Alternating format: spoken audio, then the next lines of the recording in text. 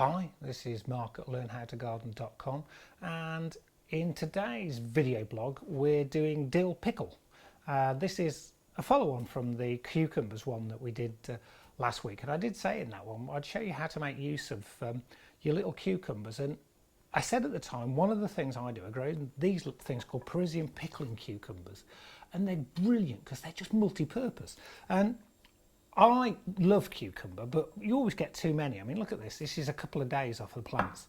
And they can go from this size to make dill pickles down to these, which you buy in the shops, and they call them cornichons.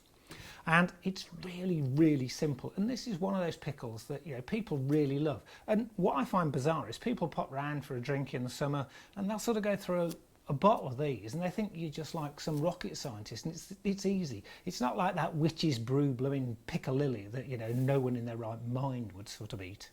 I'm sorry if you make it. It's just I was given it at about 3 by one of my great aunts, who I hope still is writhing somewhere. I think that could be a phone call. I'll just take that. We'll get back to doing this.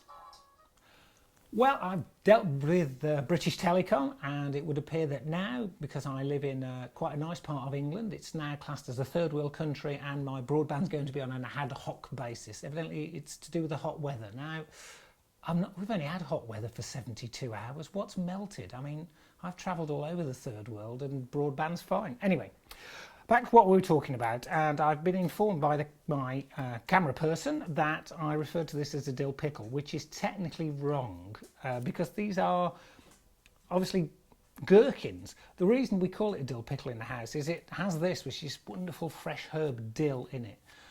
And there's very few ingredients. It takes about 20 minutes to prepare, about 24 hours to steep, and they'll all be gone now in my son's in the next 72. You need a kilner jar that's been had boiling water put into it, literally, and turned upside down, and now it's drying off. We've got pickling vinegar, we've got some coriander seed, fresh dill. Everybody should have a dill plant. It's a great big fluffy thing. You put it in the back of your flower border and it sort of sits there waving away with these wonderful green feathery leaves. And each time you need any, go out, whack a bunch off. You won't even notice you've taken it. And basically, there's 2 parts to making this. One is the liquor, which we'll deal with in a second, but the first part is each one of these has got to be pricked, and it says in the recipe books use a silver fork. Now, any of you who have a set of silver forks and have one to spare, if you'd like to send it to me, I'd be more than happy. I don't have any silver forks at all, so I just use a bog standard fork, and it always seems to work quite well. I'm sure someone can post and tell me why I should be using a silver one, but these will be eaten long before it would have any effect. And on a small one like this, basically we just push it in 3 times around the side. On one of the larger ones, we're going to push in about half a dozen times. And what this is for is that what we're going to do now is cover this with salt. So we've pricked every one of these, and again, in the classic recipes it says now use sea salt. Now, I love sea salt. I cook with it, I use it in all my dressings, but it's expensive. You know, for a bag of sea salt like this, for wonderful Gironde sea salt, it's going to cost you £2.50, a couple of quid. This was 35p, and for this recipe it works perfectly okay. And what we're going to do is steep it, and that means we're going to cover all of these in salt.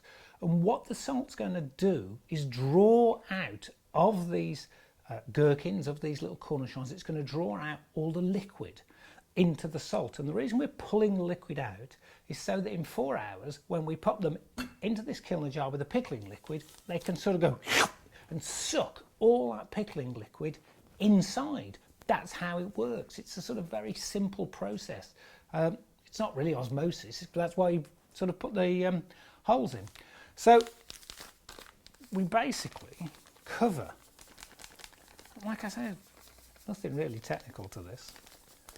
What I find fascinating, this is my 48th, 49th video, I think, and my 16-year-old son Ben is in close attendance. I hate to point out they're not going to be ready for 24 hours because I suspect of these he will be eating possibly 80%. I'll be eating none at all. I don't like them. As I said, that incident with the piccalilli The thought of piccalilli makes my blood run cold. I suspect at the gates of hell they have a great big vat and they make you take a spoonful as you walk in. Anyway, not that I'm intending to do that either. So, salt on. 4 hours later, we're going to wash the salt off, dry each one, and we'll be back here showing you what's going to happen with the pickling liquor we're going to make in a second into that jar. So we've warmed the liquor up, as you can see. You've got the steam coming off. Don't boil. And it is dead simple. I mean, this isn't Raymond Blanc cooking. This is, you know, dead easy. Everything goes in. One of my sons is a chef. Should have got him to do this, really. Here's your garlic. Very, very finely sliced. All goes in. This will go back onto the heat to simmer for 5, switched off and left for the same 4 hours that these are steeping, and then we'll be back to show you how to combine them, and then all you've got to do is wait 22 hours. Hi, so we're back here 4 hours later. Probably looks a bit darker in the video. It's certainly darker sitting in the conservatory. And as you can see, the salt is now quite heavy, and that's because it's absorbed the actual liquid. It's absorbed the liquids from inside the gherkins. So what we're going to do now is just take this, rinse all the salt off in a colander, shake them dry, bring them back in here. We'll be popping them in this kilner jar, and then we'll be pouring in the vinegar liquor that we've made. As I said, we just took the garlic, the dill, vinegar, some water, put that all to steep. After about 2 hours, we tend to add, or I tend to add, a tablespoon of sugar. So you get a slight sweet and sour thing going on. But I tend to do that only once it's cooled down enough that it's still warm enough to sort of dissolve it, but under no circumstances do you want it to sort of, you know, change at all, really. You want the sweetness of the sugar. So I'll just rinse these off, bring them back in here, and we'll finish this off. Rinsed off very quickly, not for too long. Want a tiny bit of salt on, and we just pop them in. The liquor is sitting here in this Pyrex jar. Really, it's just easier for you to see it, and I'm bound to spill it if I pour it out of the pan. All in, and then in we go. Get that dill in. As you can see, I'm an expert at spilling stuff. All the seeds. Poke them down. And that, once I've mopped up here, is going to sort of literally sit for about 24 hours, and that's it. They're ready to eat. And tomorrow evening, I won't be trying them. As I said, I'm not keen on them, but in fact I may have to try them, I've been told by my son. But we're going to get Ben to come and test one, and as all of you out there will know, you're going to get a brutally honest answer. He's 16, so you're going to get no sort of, you know, edited rubbish. It's going to be, if they're good, they're good. If they're not good, then he'll be telling you. So we'll be back here in 24 hours. So we're back, guys, 24 hours later. Excuse the state of us, we've just come in from surfing. Well, in my case, as Ben would tell you, it's more sort of floating with style. Anyway, this is Ben, this is Benjamin Abbott-Compton, this is my youngest son, a bit of a foodie, and this is probably the most dangerous thing I've done on film, because he'll give you his honest opinion of these. I wish I liked them, because, you know. So, here we go.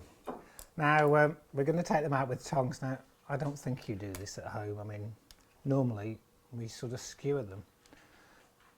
So they literally were popped in here 24 hours ago, and that's it. They've just sat there. You can see all the dills on the top, the coriander's floating, and that's it. So over to you, Ben. I'd like to know what these are like.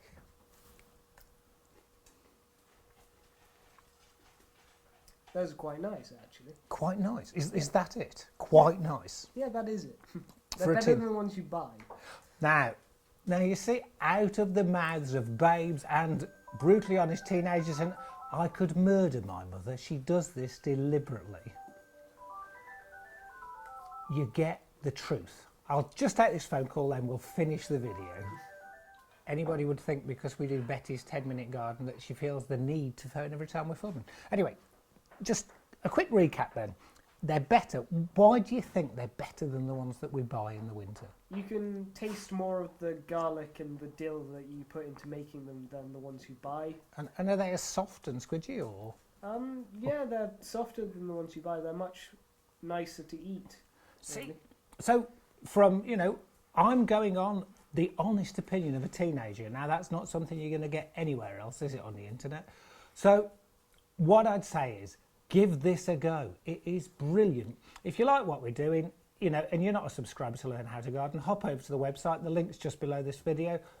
You can subscribe. It's just your email address. That keeps you up to date with all the recipes. Anyway, I hope you've enjoyed it. It's a quickie. It's 24 hours, 20 minutes to prep it, and then you can just enjoy eating these. And like I say, Parisian pickling cucumber, but if you grow just this one, you can just peel it and use it like normal cucumber. So I hope you've enjoyed that. That's Mark at Learn How to Garden saying thanks a lot. Thanks, Ben. Thanks for the surf. Sorry to embarrass you and show you up surfing. Well, in my dreams. And we'll see you next time.